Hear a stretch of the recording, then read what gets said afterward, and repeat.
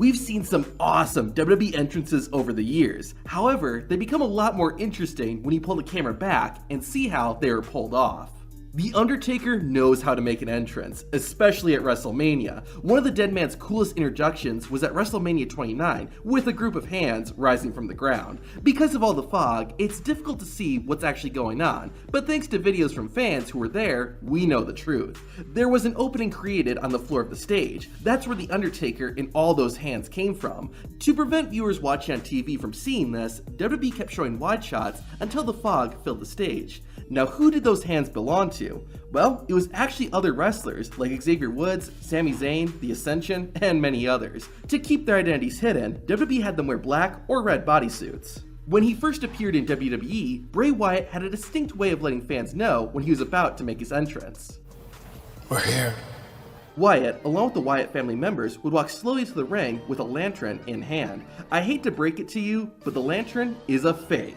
Well, at least one of them is. The lantern that would appear in the video was real, but the one that Bray brought to the ring wasn't. The ring lantern was electric, with a switch on the bottom. You'll notice that Bray Wyatt always put his other hand underneath the lantern when he blew it out. That's because that's where the switch to turn off the lantern was located. However, you'll see in the backstage video that Wyatt would not touch the bottom of the lantern because it was the real thing. There are a few reasons why WWE used a fake lantern when Wyatt was walking towards the ring. The main one is that using a real lantern with a real flame wouldn't be bright enough inside of a massive arena. Additionally, there's always a chance that Bray wouldn't have been able to blow out the flame on his first attempt. Imagine how embarrassing and damaging it would be to his character if the flame didn't go out when he blew. The Ascension didn't have a spectacular entrance, but it was unique, with Connor and Victor rising from the ground. It looked cool on camera, but what was it like in person? You can see in this video that Connor and Victor actually come out before their music even starts playing. Then, when the timing is right, they would stand up and rise into the camera frame. During WrestleMania 32, the New Day got one of the sweetest entrances ever. A giant box of Bootios appeared on the stage that then tipped over, and out came Kofi Kingston, Xavier Woods, and Big E. It was awesome, but how exactly did they do it? Well, watching a video a fan recorded, we can see that there are actually two stagehands already in the box, and they're the ones that tip it over. After a short while, the New Day runs out from the back, walks in through one side of the box, and then appears on the other. The entire time, the WWE camera crew is careful not to show the far right side of the box, so that viewers don't see the New Day running in. Asuka's entrance isn't that flashy compared to the others we've talked about. However, there is a unique secret. Asuka always wears a mask when she enters, but how does she keep it attached to her face? There's no strap or anything, so what's the secret? Well, there's a small piece that sticks out on the inside of the mask. Asuka bites down on that, which allows her to hold the mask in place until she is ready to take it off. Fireworks and pyro are a signature part of some wrestlers' entrances and WWE shows in general. However, WWE's pyro isn't 100% authentic. The fireworks and pyro you see during the opening of a WWE show or during a wrestler's entrance are real, but the noise you are hearing is not actually coming from the pyro.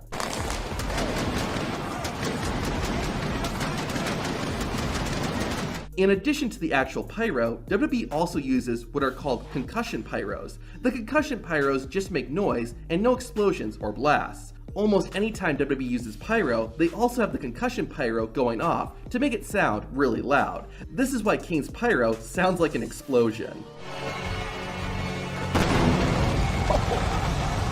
To show you how much of a difference concussion pyro makes, here are two examples.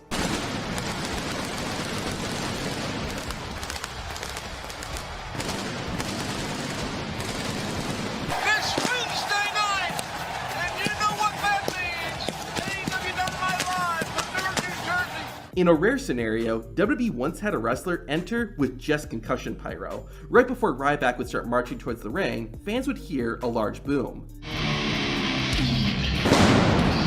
Some fans thought there was pyro happening off camera, but as you can see in this video, that isn't the case. One person who did have pyro during his entrance was John Morrison. He also had one of the coolest entrances in WWE history. Almost every time he would come out, he would smoothly transition into slow motion. Even the pyro slowed down for him, So how did it work?